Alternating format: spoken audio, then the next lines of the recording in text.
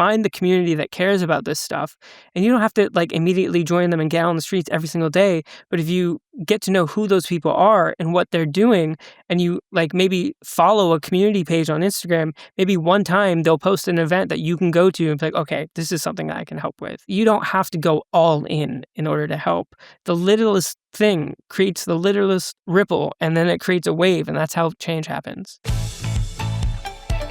Welcome to Millennial, the home of pretend adulting and real talk. I'm Andrew. And I'm Laura. Pam isn't with us this week, but we will have an interview with one of our friends, Tarek Rauf. We're going to talk about what to do when it feels like your friends and family members don't get involved with the very real issues that are going on in today's world, and you think that they should. So we're going to have a great conversation about that in a little bit. Yeah, so speaking of the world, we have to kick off the show every week with the Dumpster Fire Corner. So first, just wanted to talk quickly about what's been going on with Nancy Guthrie, Savannah Guthrie's mother. Savannah Guthrie, for those who don't know, is a Today Show host. And her mother was abducted from her home in the middle of the night nearly 2 weeks ago. Her phone and her purse were left behind, and to make matters worse, her pacemaker disconnected from her phone a couple of hours into the evening. They don't know exactly what time she was taken, but it was sometime in the late evening, early hours of the morning. There have been a couple of cases of alleged ransom notes coming through that have been sent to media sources.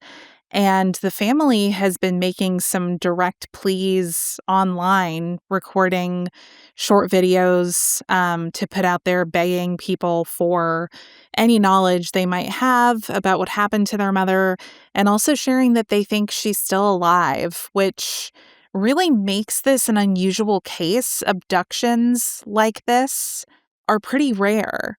I don't know if you've been following the story at all, Andrew, but one of the themes that keeps coming out of it and all the analysis I've seen is just how rare something like this is to happen. Yeah, and it's just so shocking that we're at day 10 now, I believe, day 11 by the time this episode is released, and they really have no leads or idea what is going on as far as, at least they haven't shared anything publicly. That said, today, Tuesday, the FBI did release footage of this masked armed individual tampering with the camera at Nancy's front door on the evening of her disappearance. And one thing that's really interesting to me is that it took 10 days to get the footage from the camera because, as had been previously reported, Nancy and her family weren't paying for a Google Nest subscription. And when you're not paying for that, you can get the live camera, but it's not saving any of your footage older than 3 hours. So they thought that they wouldn't be able to get any footage at all. But then today, they were able to get footage.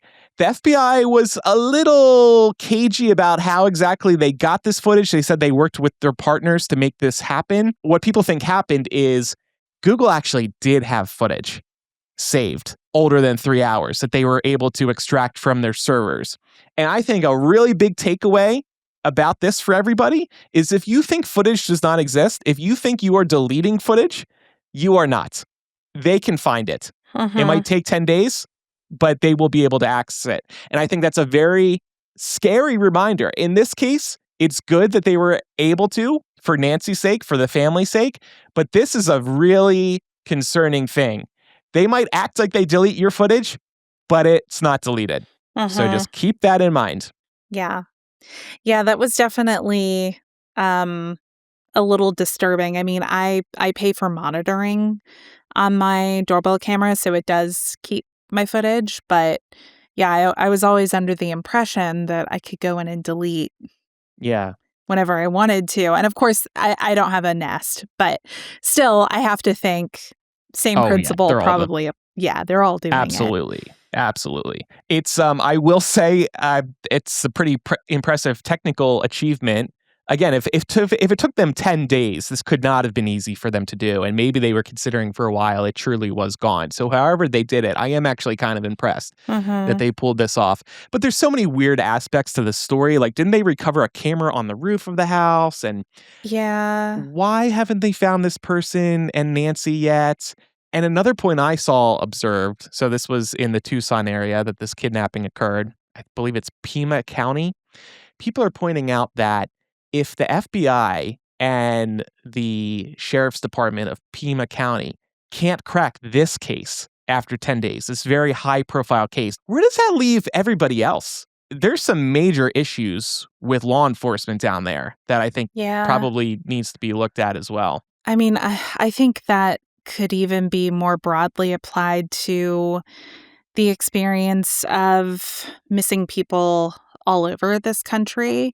In particular, people from disadvantaged backgrounds and people of color and other minority groups, like, they don't get any attention when they go missing.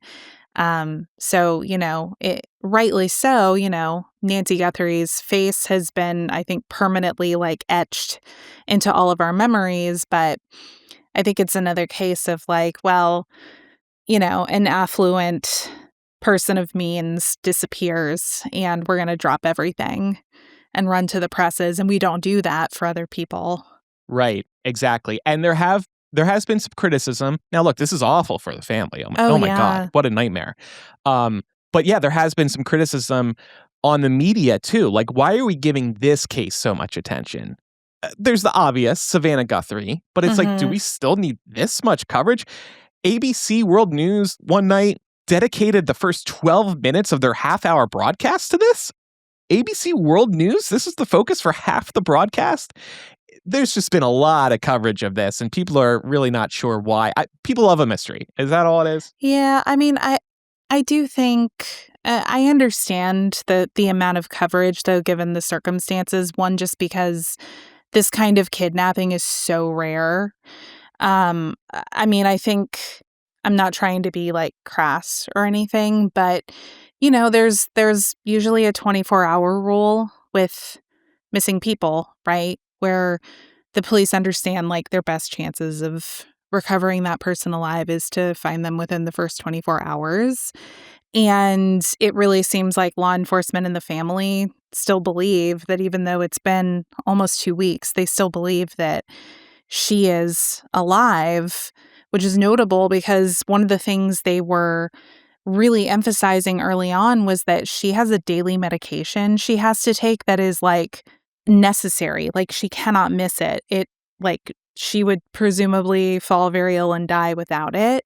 And based on the fact that the family believes she's still alive, somebody had to have gone out and gotten her the medicine that she needs, so there's a lot of odd things about this case. And I think particularly given her connection to, her daughter, Savannah, who is this recognizable, news anchor, reporter, journalist, has people wondering if there's some kind of link there. If like her mother was taken, if the family was somehow targeted specifically because of Savannah Guthrie's role in the news. I don't know if this is true, so I don't want to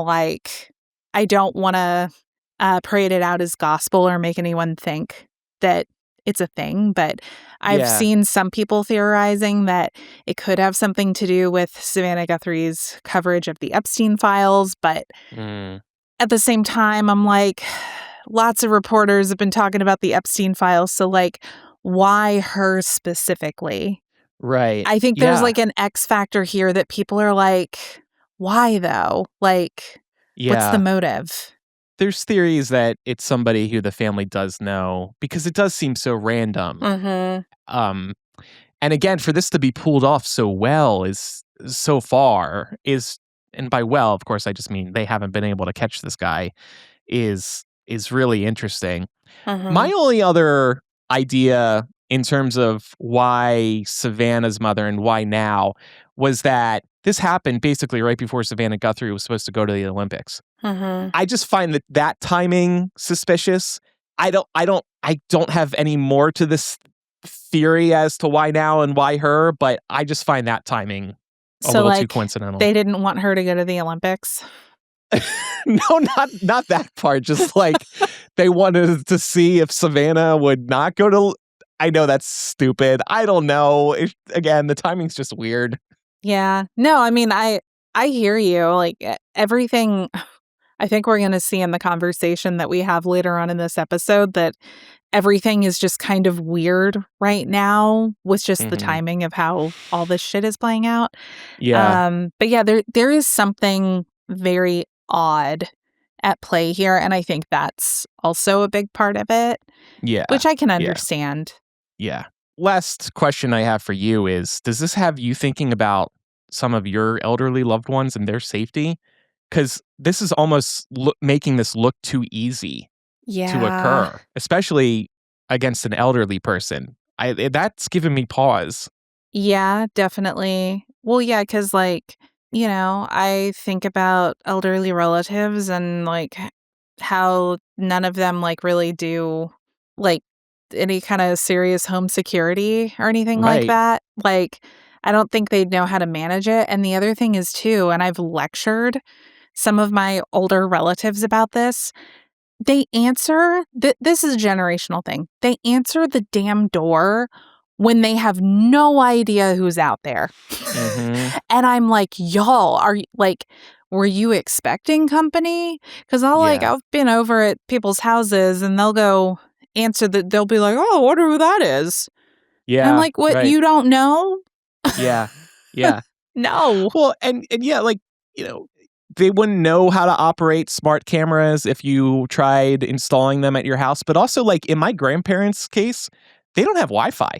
My grandma's got a cell Oh, phone. She's got an dang. iPhone, but they don't even have Wi-Fi. Yeah. So if we wanted to install cameras at their house to keep an eye on them ourselves, we'd have to get the Wi-Fi too. My only other guess, I guess, is that the person who kidnapped Nancy, there's these freaks who get obsessed with people on television. Somebody became obsessed with Savannah and wanted to fuck with her really badly. And here we are. Yeah, I mean, that's always a possibility. And I think it makes sense, when they've been recording these videos with the direct appeals. Like, she's usually the one speaking directly into the camera. Like, she's talking directly to whoever the kidnapper is. And she's using very calm, affirmative language, like saying things like, we received your message and we understand. Yeah. And saying there was that message, we want to celebrate our mother, which to me sounded like they think she's dead. We want to get her body back, celebrate her life. But then she came out after and said, we still believe she's alive.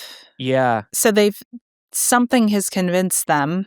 The FBI has to be surely coaching her too in terms of what to say, because they know what to and to not say. All right. Well, again, really sad. And it's going to be interesting to see how this pans out. We hope she's okay. Because this nightmare needs to end for this family. Yes, definitely. Also, in the dumpster fire corner, just want to do a quick check-in on the Epstein files. The shit sandwich just keeps building and building as more of this comes out and more people have time to read through the files. So the Justice Department released the unredacted Epstein files to members of Congress on Monday. And it doesn't seem like there's nothing surprising that's coming. It's just some additional co-conspirators have been named. Some additional names have been revealed around like emails and text messages that were being sent to Epstein and Ghislaine Maxwell. And we actually see other countries continuing to hold people accountable for their part in this. The UK, obviously, we talked about last week with Mendelsohn, but there have been a number of diplomats in like Sweden and Norway and I think Switzerland who have been fired. There, are private companies where people, or not private companies, but there are like millionaire and billionaire figures here in the US who are starting to be held accountable. So it feels like this shit is starting to hit Hollywood, and it's starting to hit everyone abroad in terms of like holding people accountable, but we're not seeing that in US politics yet. Mm-mm. That said, Jamie Raskin said today that Trump is mentioned over 1 million times in the unredacted files. Yeah. Over 1 million times. And so far, we think he means that literally. He wasn't being hyperbolic. I was wondering about that. I was like, do they, and I mean, I believe it, but like, can they just run a Control F on the Epstein files? I think that's what he literally said. He pulled up the search window and typed TRUMP, 1 million results. But the previous number of appearances we heard last week, 38,000. So you can switch to unredacted versions. Over 1 million times? Mm-hmm. I mean, he's all over this. He is the Epstein files, if that is true, what Raskin is saying. Yeah. But the other thing that has also come out in the last day is that the DOJ didn't actually fully unredact these files that were supposed to be unredacted, because the FBI had actually gone in and done some redactions of their own last year at Trump's direction. And I guess the DOJ didn't unredact everything that they had done. So multiple members of Congress are calling for the DOJ to fix that. And it's not the first time in this particular case that they've had to like fix a fuck up when it comes to redactions. Even when these files were first dropped a week ago, they had to go in and re-redact some things because there was like identifiable information and images relating to victims.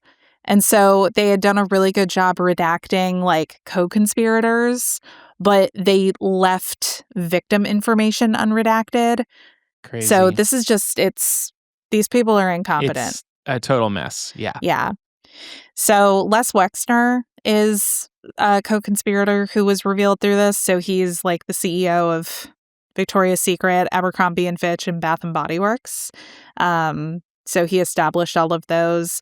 And Casey Wasserman, I know you're familiar with him, Andrew. He's kind of like an entertainment mogul. He's also the chair of the 2028 Olympics. He's being pressured to step down from the agencies that he oversees after it was revealed that he and Ghislaine Maxwell were exchanging many, many emails and texts with each other that just really revealed a much closer relationship than he had indicated previously. And a couple of prominent artists like Chappell Roan, and I know your favorite, Andrew, Orville Peck. Yeah. Have already announced they're leaving his agency. Yeah. Well, and Chappell was the first to cut ties. And obviously she's a massive artist, and people think this is going to cause a domino effect, emboldening people like Orville and others to cut ties with his agency. So that's where we are with that. It looks like we got some feedback. Yeah, I just wanted to read a comment. I noticed this on YouTube today. You mentioned how the Epstein files are starting to cause issues in the world of pop culture. So somebody with the username SnapeF3I wrote on last week's video, "It is wild that y'all aren't mentioning the fact that Epstein had a VIP invite to the Cursed Child premiere. You know, a show starring children with children in the audience after already being a convicted sex offender. And that he exchanged emails with someone signing off as J.X., a documented way that J.K. Rowling used to sign things online, and that she's also been super quiet about this whole mess, despite being very politically vocal and supposedly an advocate for kids, and that since the most recent drop, she's scrubbed all records of her yacht from public maritime record." Okay, when I read that part of the comment, I had to chuckle because I had no idea she did that, and like people are following the public maritime records? What? Did you verify it? No. Okay. It's a comment on YouTube. It must be true. Oh, right. So this person said, "How can you run a Harry Potter pod and a left-leaning current events pod and forget to mention that?" Okay, so the J.K. Rowling stuff was just breaking around this time last week. I don't think we really caught wind of it at that time.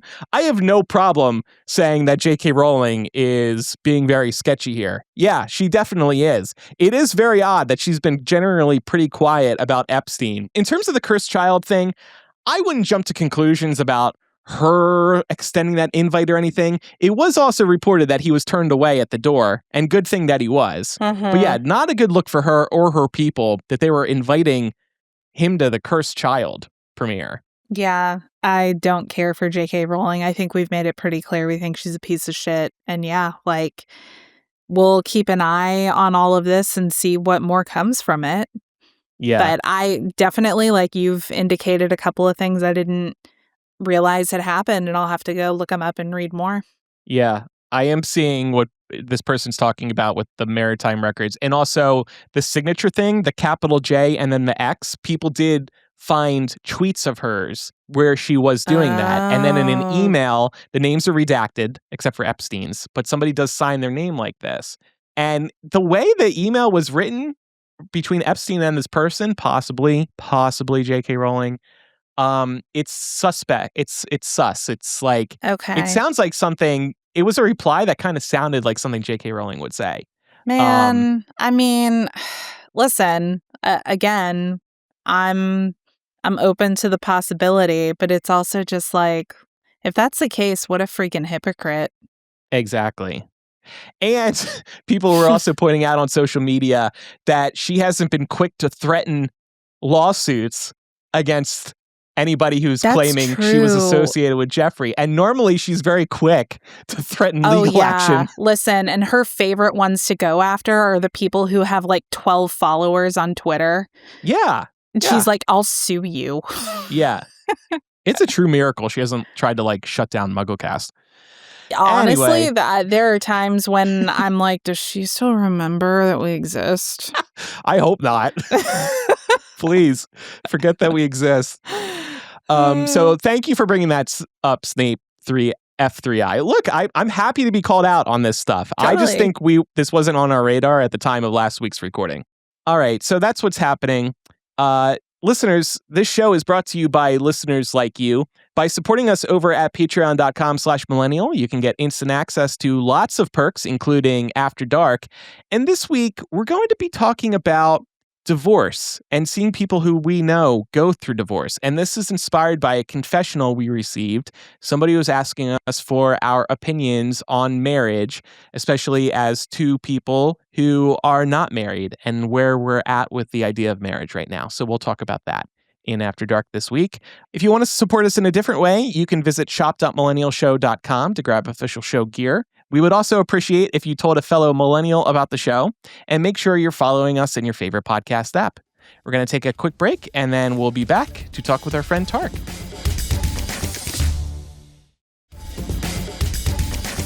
All right, we are now joined by our friend Tark Grove, who is turned into an influencer, I would say, a social media activist. I've known you forever. I've known you forever.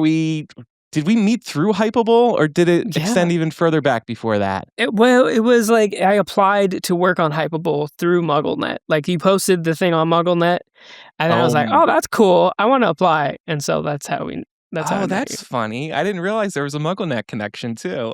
Yeah. It It's all like, goes because back that's to how I MuggleNet. found out about Hypable. Always. Oh, okay. Yeah. That's how everybody found out about Hypable. Thanks, Emerson. At least I got something out of that site. No, well, Tark, it's great to have you on. And we saw this article from Vox. It's titled, "Your Friends Are Still Acting Like Everything is Normal in America. What do you do?" And we thought you'd be great to have on for this discussion because you are on social media bringing a lot of attention to things that people need to be talking about more. Can you talk a little bit about what you are doing on social media? Yeah. Oh my gosh. I don't know. I'm just like venting to my phone, and then all of a sudden 80,000 people showed up. I don't like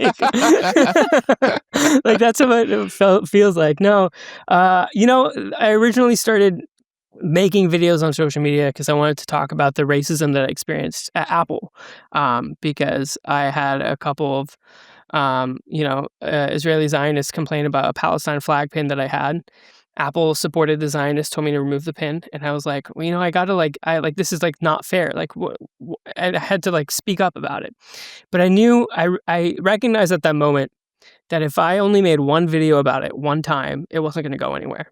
And so I was like, I have to be consistent about it. And so like then I started kind of like making videos about the experiences and like the fight and everything.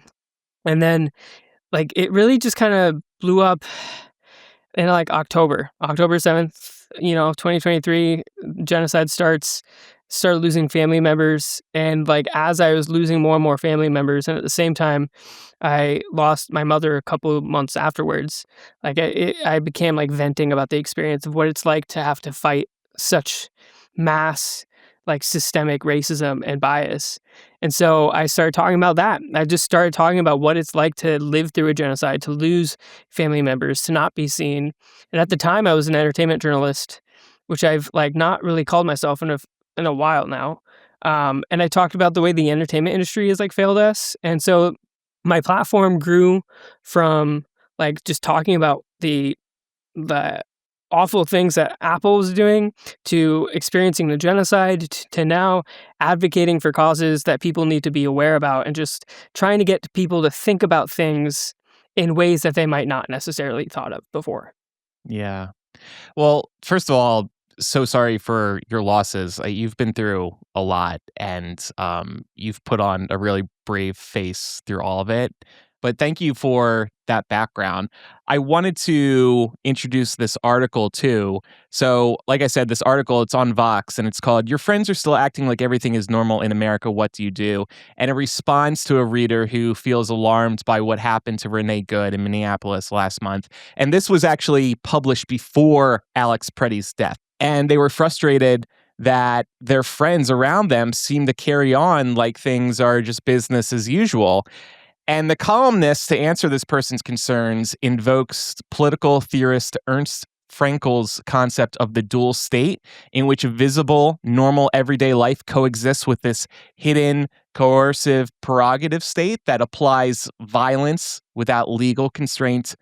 And the author argues that this framework helps explain why many people don't perceive the severity of the current situation until it affects them directly. And that's one reason why Alex Preddy and Renee Good's deaths opened up this huge conversation in America. I thought this article was interesting because there is that like dichotomy where you see what's going on, you pay attention to it online, and then you go outside, you're hanging out with friends, whatever, and it's almost like none of it exists. Yeah, I mean, I definitely feel this, and it can be uncomfortable to confront because I think on the one hand, I wish that there were more acknowledgement from people in general. I feel like within my personal, like, social circle, people are pretty aware and will talk about it and acknowledge the realities of what's going on. But I think at the same time, what a lot of us are grappling with is the reality that, like, yeah, the world is burning, but I still gotta clock in at 9 o'clock on Monday morning because I have to earn income, right? So I think there's a lot of that struggle going on for people where it's like people are struggling to survive, and all of this on top of that can just feel really complicated to parse through and sort of figure out where people can have the most impact and make a difference. Tark, do you feel like things are shifting? Do you feel like Yeah? Yeah. Oh, yeah, absolutely. I think more people are willing to engage with the world around them than I think they ever have before. It's so striking because in the organizing work that I do, like, so one of the things that I did to confront the racism that I was dealing with at Apple was I created an organization called Apples Against Apartheid, which is like it's a grassroots org of organizers, current and former Apple employees dedicated to try and like fight back against like the silence that Apple has been like guilty of, and not just in terms of the genocide and what's going on, but like also with the silence of the issue of Congo and things like that. And in working with those folks and bringing people on, those people are not like organizers. They're just employees that like have been like really fed up with the way that their company's been responding, and they've woken up over the last couple of years because people are talking about these things, and because they've seen so much that they're like, okay, well, I have to do like something. Like I don't want to, and for them, it personally affected them in some way, whether they knew someone that was affected by the genocide, whether they knew someone that was dealing with racism at work. And I think what's happening now is more and more people are starting to get affected by it and feel that urge to like want to do something. And I think, you know, it's so crazy because I lived both lives, you know, like, I mean, I think Andrew, I think you met me as Kyle, maybe, or you might have met me as Tarek and then Kyle. like, Yeah. like, I did so know like, you as Kyle for a certain period. I'm not sure if it was at the outset or what. yeah. So like, I mean, like for the people that don't know, like I went by Kyle for 20 years. I ignored everything about my heritage. I ignored the politics around me. I ignored the world around me because it was so much easier to just not have to worry about that stuff. It is blissful when you see the headlines and you go, okay, well, that's not really my problem. I just want to like enjoy like going to Disneyland with my friends. I want to go get a drink with my friends, right? And what really like the things that I experienced woke me up to it. But in the last couple of years, I'm seeing that, like, I see why people turn everything off because they don't think that it affects them. But people are really starting to realize, oh, this is actually affecting me way more than I thought. And it's like, it's getting to that point where I think more of society is starting to wake up. Yeah. That was really well said. Also, Mhm. when you were telling us what you do on social media, I think you may have used this word, but what I heard from you is you're just being authentic on social media. And I think that really, really resonates with people. Was authenticity important to you from the outset? Did you felt like you were being authentic from the outset? Because you see so much fake stuff on social media. You know what I I mean? know. And Yeah. normally it's around less important things, like when people are doing social media advertising type posts, you know. But I think one reason that what you do is so impactful on social is because you are being authentic. You're sitting there on your Yeah. couch ranting passionately about really important matters. And I say ranting with love. It is ranting. It's like, I mean, It it resonates with totally is people. ranting. And you know, I never really ever thought about like authenticity as like a thing that I'm trying to like bring to people because like it has always just been about I need to talk about the things that matter to me.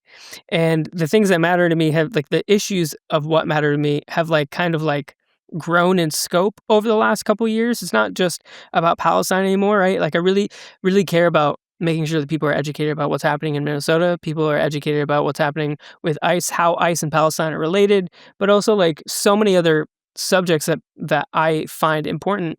And it to me was never about like I'm gonna get on.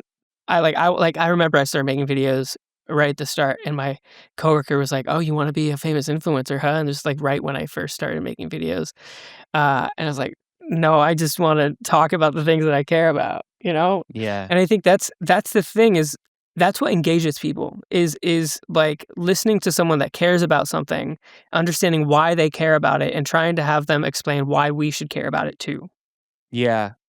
Something else I really admire about what you're doing is that it could be hard to put yourself out there like this because you could be getting a lot of blowback from people.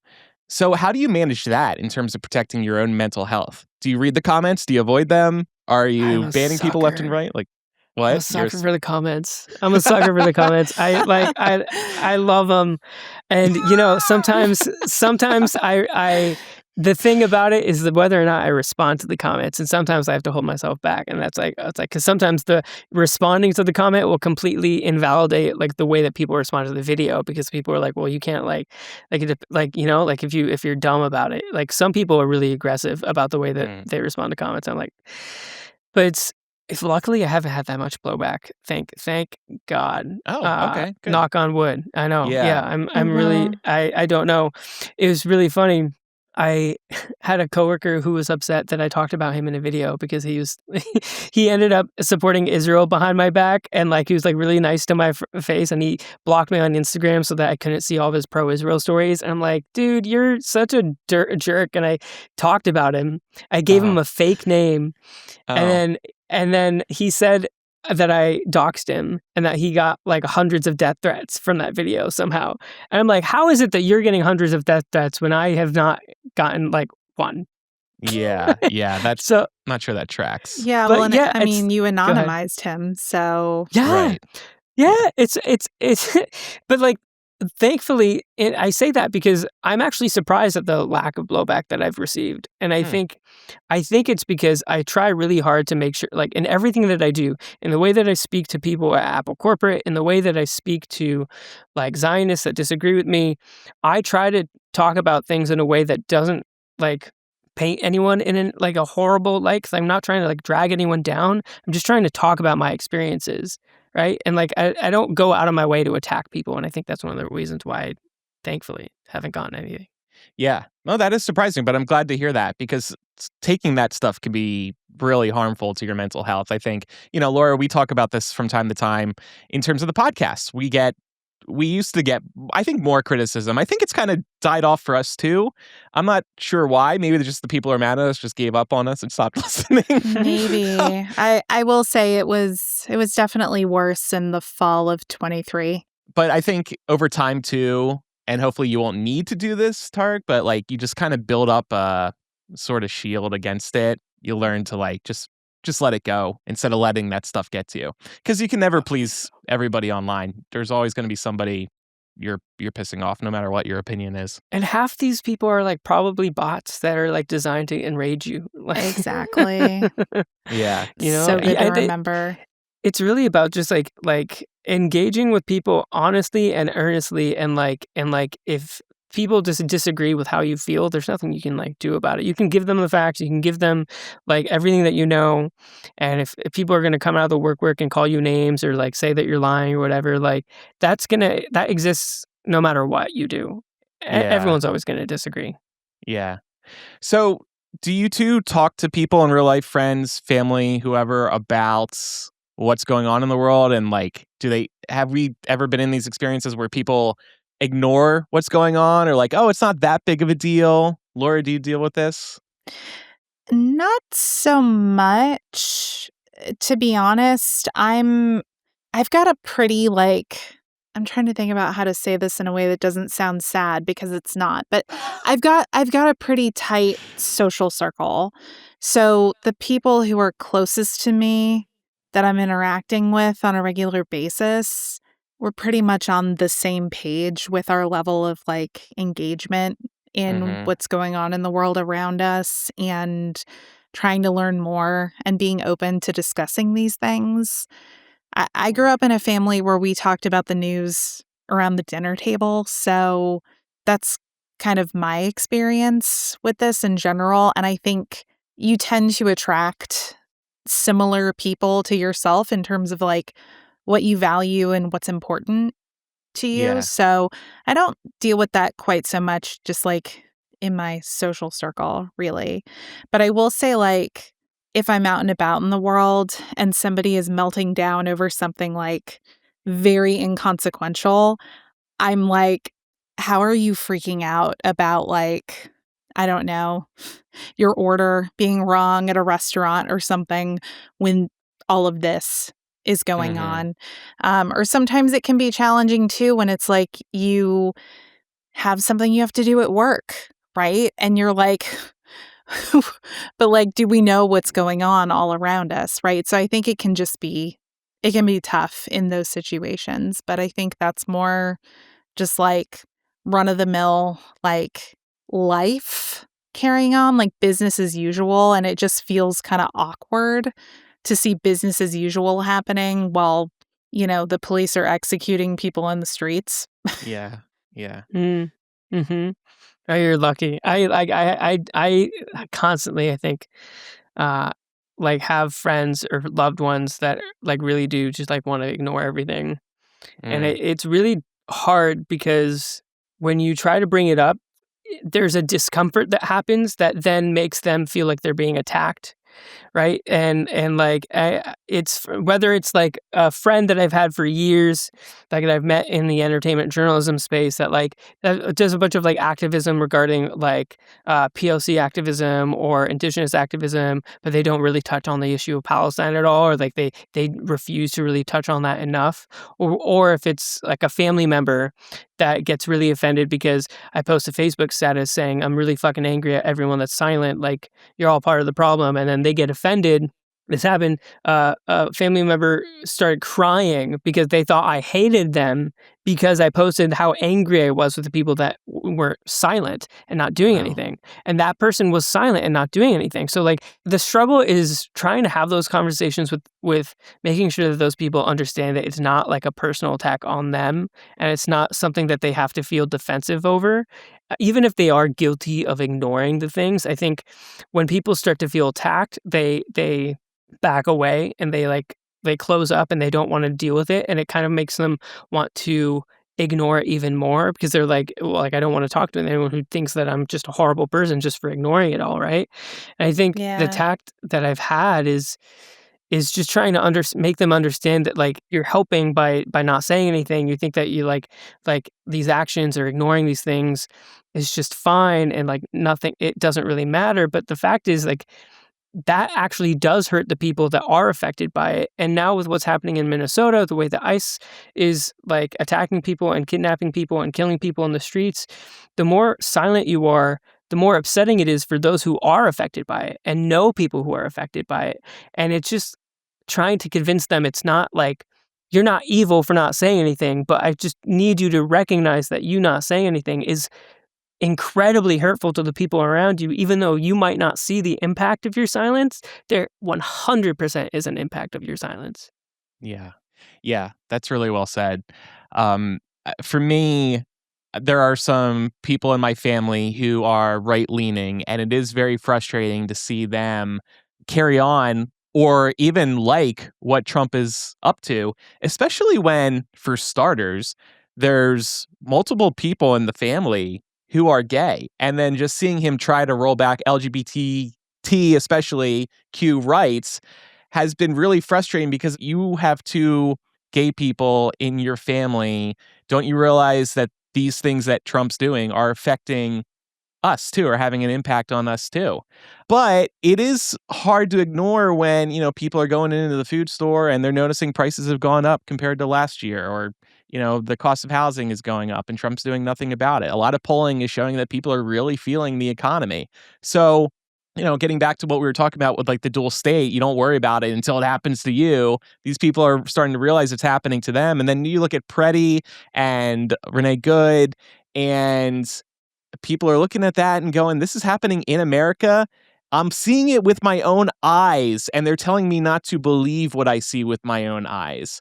And, we see horrific acts being committed overseas, but I think for some people, especially on the right now, when they're seeing this stuff happen in their own country, it's giving them a lot of pause, or in their own state, region. I mean, I think it kind of depends, though, because I will say, like you, I have some right-leaning family members.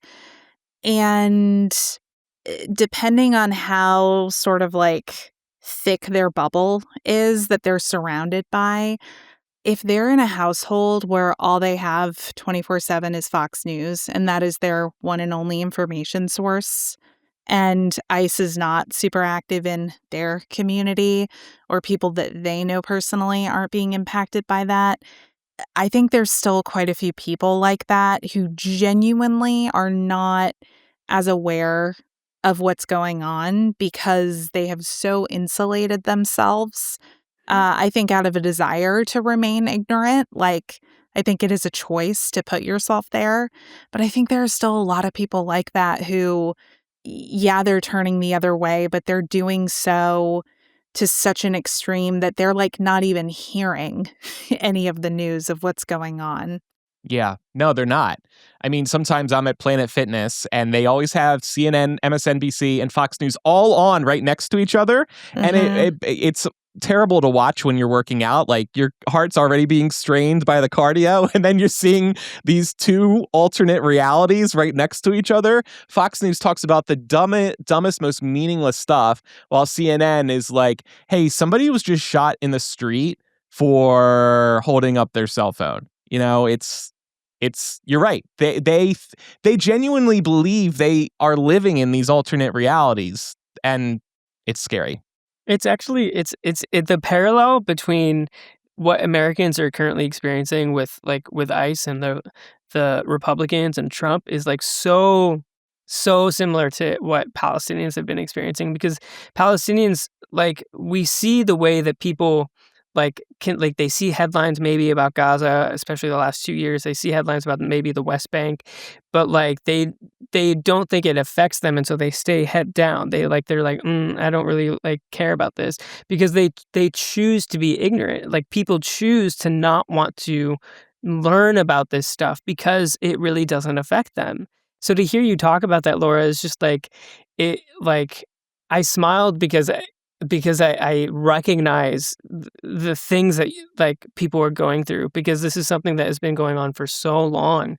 And I think that's one of the things that I think we need to let people know, that like liberation of all people, including people in America, are all tied. Like, we have to really understand the systems that are teaching these people how to be violent so that we can like work against them. I'm also curious, Tark, as somebody who is, covering these heavy topics online, you're paying attention to the news. How do you get breaks?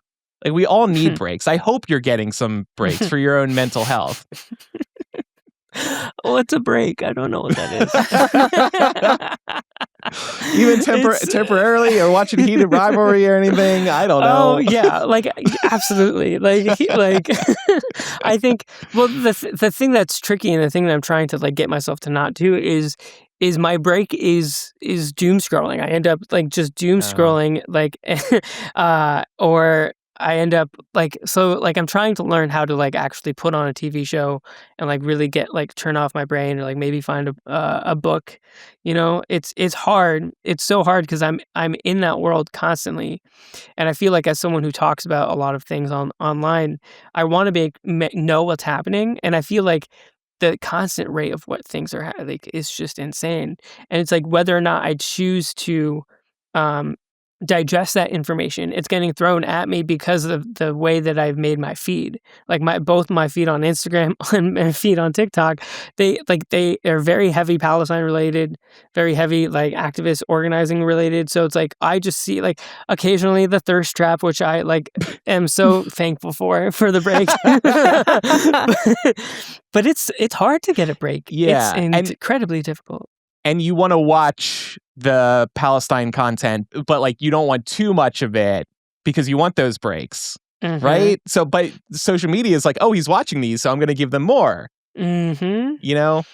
It's we have to learn balance. how to get off our phones, man. I think I need to learn how to get off my phone. It's a hard trick for me. It's hard. It's hard. I mean, you have a dog. Do you maybe start by not taking the phone out when you walk? Yes, actually, yes. I've been meditating a lot. Great. And that has been very, very helpful, actually, because I used to think that was really silly and stupid, and like this idea of like clearing your mind. I have a chatterbox in here. It's going off 100 miles an hour every single minute of every day. I was like, there's no way I can clear that. And I realized that meditation isn't actually about having an empty mind. It's just about learning how to like focus on one thing, like your breath or something, and just slowing down your thoughts, which is 100% possible. And it's been so useful. Good. I'm glad to hear that's been working. So to wrap this up, I wanted to know, Tarek, what would you suggest for people who want to be active and vocal, maybe so online or maybe out in person, but just like Laura was talking about earlier, people are busy. They're like, can I devote time to subjects that matter to me? Or maybe they're concerned about sticking their head above the sand, and maybe they're concerned about what their family might think. You have any tips? Oh, yeah. Oh, man. I mean, this is the type of stuff that I talk about all the time when we try to, activate tech workers, right? It's not just Apple that I focus on. Like, I'm in a lot of tech organizing spaces where tech workers are realizing that like their work is very like necessary for things like the genocide and things like ICE to like keep doing what they're doing. And so the number one thing is making sure that people understand that there are so many different ways to get involved. That doesn't necessarily mean that you have to like stick your neck out. Like, there's so many ways to support, and like people people take sharing on Instagram or like sharing a post on social media like for granted, but like it really helps open up the conversations between people, because the thing is we need people to have conversations that don't normally have these conversations. And the only way that you can do that is if you introduce those subjects to them in a way that gets them like gets them to deal with it in some way, right? So like if someone that doesn't normally talk about Palestine posts a thing on their story, half their friends are gonna be like, you never talk about this stuff, and like or might be more interested to engage with that content because someone that they know isn't like, because I had a friend of mine who's an old roommate from like 10 years ago. When I started talking about Palestine after the genocide started, he blocked me because he was like, I don't want to like have to deal with that. He like blocked a lot of people that were talking about the genocide. He's like, I don't want to think about it. But then someone posted something on his feed that made him think about the genocide like a few years later. And he's like, I haven't actually looked at this at all. So like that prompted him to like do some research and to look into things. And then he was like, oh my gosh, I get it now. And so he unblocked me and he sent me a message. He's like, you don't know that I blocked you, but I blocked you for years because I couldn't stand the things that you were talking about, and all of the activists were talking about this. It just takes one person who people respect and understand and trust to bring a subject to in front of their mind for someone to be like, oh, okay. So like if you want to get involved, like consider sharing a post, or consider like finding the grassroots organizations that help like volunteer like meals to people that can't leave their houses. Do something like there's always something around you, community based. Find the community that cares about this stuff, and you don't have to like immediately join them and get out on the streets every single day. But if you get to know who those people are and what they're doing, and you like maybe follow a community page on Instagram, maybe one time they'll post an event that you can go to and be like, okay, this is something that I can help with. It's not like you don't have to go all in order to help. The littlest thing creates the littlest ripple, and then it creates a wave, and that's how like change happens. Yeah. Again, really well said. And that person who blocked you and then unblocked and then admitted they had made a mistake, I have to admire somebody like that who can be brave enough to admit that they made a mistake and change their mind. I think that's one of the biggest problems we have right now. People are just so afraid to admit they made a mistake, when meanwhile, like, we will be so happy if you admit you made a mistake, and not like in a ha told you type of way. Like, thank you for seeing the light of day on this topic, and we really appreciate that you took the time to think about this further and admit that you've changed your mind. That's like another person. This happened to me like a week ago too, where someone, it was like a Muslim follower of mine messaged me. They were upset that I was talking about like pro-trans rights or something. They're like, why are you defending these people? And then like a year later, they messaged me like last week. They were like, hey, I've been thinking about it, and you were so right, and I feel so ashamed. Oh, wow. Yes, people make mistakes. Like especially right now, the number of people making the same mistake as you is so incredibly high. And like you don't have to feel ashamed because you're not alone. The only thing, if anything, by admitting that you have made a mistake, you open yourself up to so many people who want to help you understand more and get that knowledge that you need to be able to like do what you can to help people. Absolutely. I also like what you said about community, because right now, so many people are just looking for community, looking for opportunities to meet other people. And this sounds like a great way to take care of a couple of things at once. You're getting your voice out there, you're participating in a movement, you get to meet other members of your community, and it feels so good to meet in real life like-minded people like you, and then you feel less alone. If you're spending so much time online, it's like, am I the only one who feels this way? Why is the world so fucked? And yes, the world still is fucked, but by meeting those communities out and about, you will feel like the world is a little less fucked, or people are trying to unfuck it. Shouldn't be saying fuck so much. Yeah. One thing that I'll say is if anyone ever, if anyone likes the arts and you like painting, you like making things, like they have community art builds, and like almost every grassroots organization that's hosting a protest will have an art build before the protest so that people can just come and help make signs. They can just like participate, and like you don't have to do anything other than show up and like paint a few things. Like that's helping your community. You don't have to, you don't even have to go to the protest. If you don't want to go to a protest, you're like, that's too scary for me. Like there's so many ways for you to get involved with the community. Yeah. Yeah. Well, on that note, Tarek, thank you so much for coming on and sharing all your insights today. And thank you for all you're doing on social media and out in the world. And I think we learned a lot today and got some great ideas, some actionable ideas. Where can people find you online? Yeah, you can find me Tarek_Raouf, Raouf. That's on Instagram. That's on Upscrolled. So Upscrolled, that's like a new social media app that isn't owned by a mega corporation or something like that. I've heard about this. Yes. And people are hopeful, and it's not like algorithm based, right? Yeah, it's time based. So you only see things from people that you actually follow. So you have to go to a completely different page in order to get the Explorer experience. It's a really cool app. I think the best thing about it is that it's not going to be bought out by billionaires that want to track every single thing that you do. Yeah. Okay, that's good. We definitely need something like that. So hopefully it takes off. Maybe I'll join tonight. I've been debating if I should get on another social media app. You never know with these because like they'll pop up and they'll be hot for a minute and then 3 months later nobody's talking about them, It's but true. Hopefully Upscrolled is different. All right. Thank you so much, Tarek. Yeah, thanks, man.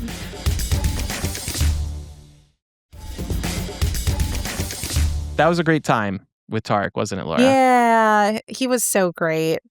I can't believe this was my first time meeting him. I know. Yeah. The last time he was on, Laura wasn't on and Pam was on. Couple of reminders before we get to recommendations. We would love your support at patreon.com/millennial. It helps the show run. We'd also love to hear from you. Hit us up in the YouTube comments. Call us out. Email millennialshow@gmail.com. Use the contact form on millennialshow.com. Or you can also leave a comment on Spotify or on social. And if you enjoyed the show, we'd love a review in your favorite podcast app. Time for some recommendations. And mine, maybe yours too, Laura. I think definitely inspired by our conversation with Tarek today. I want to recommend checking out the website 5calls.org. So this is a site you can go to. You set your location so it knows your local legislators, and it'll give you a list of 5 phone calls to make every day to those legislators and what to say to them. So, for example, you might be calling them to oppose the Save America Act or to fight the Trump administration's election interference. It just makes it really easy to make your voice heard. And there's an app, so it gets even easier to do. Check this out. If you're looking for a way to help make a difference in the world, let your legislators know what you think about certain issues, and 5calls.org will help you do that. Similar resource here, I want to recommend indivisible.org. So similar to 5 Calls, this is kind of an aggregator for actions you can take in terms of like writing to your members of Congress or calling their offices. It'll also provide you with an email script and a talk script. What's really great about making calls through our website, though, is you input your information, including your phone number, and you click this button that says, I'm ready to make my call. When you do that, the website, I don't know exactly how they do this, but they call you and connect you to your representative's office. And the talk script is right there on the same screen, so you can immediately be connected on a call, deliver your message, and move on with the next thing. What I also really like about this site is that it has like weekly action items you can take specifically around opposing certain types of legislation that are going to be impactful with your particular representatives. And it also has a resource for finding other grassroots movements around you. So it's a really good resource. That's awesome. Mm-hmm. Good idea. All right. After Dark starts in a moment for patrons and Apple Podcast subscribers. Thanks, everyone, for listening. I'm Andrew. And I'm Laura. Bye, everyone. Bye.